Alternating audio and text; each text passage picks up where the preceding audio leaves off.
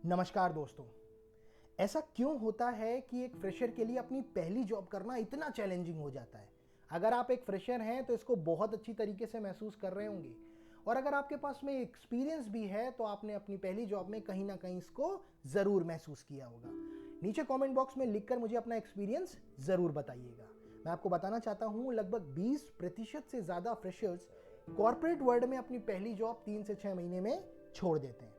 हालांकि जॉब छोड़ने के पीछे बहुत सारे वैलिड रीजंस भी होते हैं, जैसे मेरा जॉब प्रोफाइल सही नहीं था, मेरी कंपनी ठीक नहीं थी, सैलरी कम थी, मेरा ऑफिस बहुत दूर पड़ता था, सैलरी ऑन टाइम नहीं आती थी, कुछ भी बचता नहीं था, वर्कलोड ज़्यादा था और बहुत सारे रीजंस।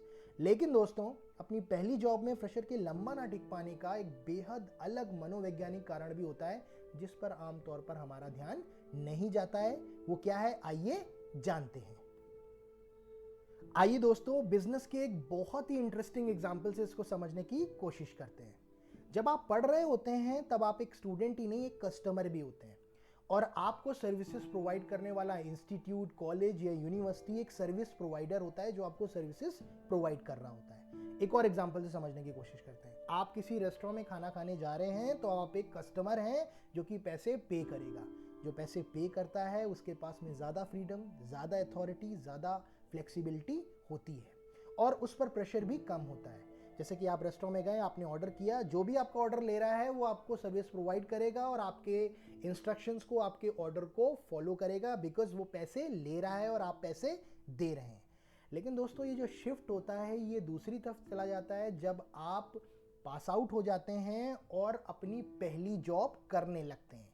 यहाँ पर आप बन जाते हैं कस्टमर से सर्विस प्रोवाइडर, जो अपनी सर्विसेज दे रहा है कंपनी को और उसके बदले में सैलरी ले रहा है।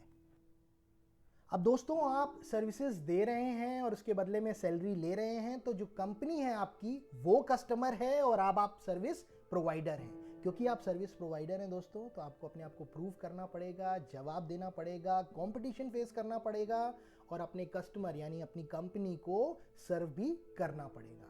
मैं आपको बताना चाहता हूँ, ये जो शिफ्ट होता है जिसमें आप कस्टमर से सर्विस प्रोवाइडर बन जाते हैं, कई फ्रेशर्स इस बदलाव को समझ नहीं पाते, बिकॉज इस बदलाव में आपकी फ्रीडम, आपकी अथॉरिटी, आपकी पावर कहीं ना कहीं आपको छिनी हुई महसूस होती है। बिकॉज जब आप स्टूडेंट होते हैं तब आप बड़ी अथॉरिटी के साथ में अपने कॉलेज, इंस्टीट्यूशन को बोल सकते हैं, क्वेश्चन कर सकते हैं और आपकी बात कहीं ना कहीं बार सुनी भी जाती है।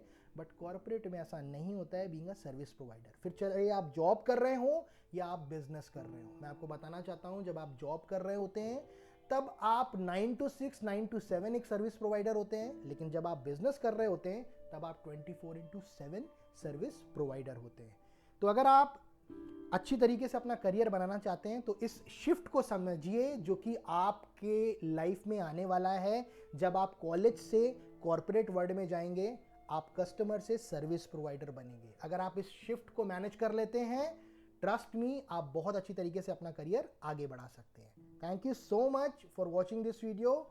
God bless you all. I wish you all the best.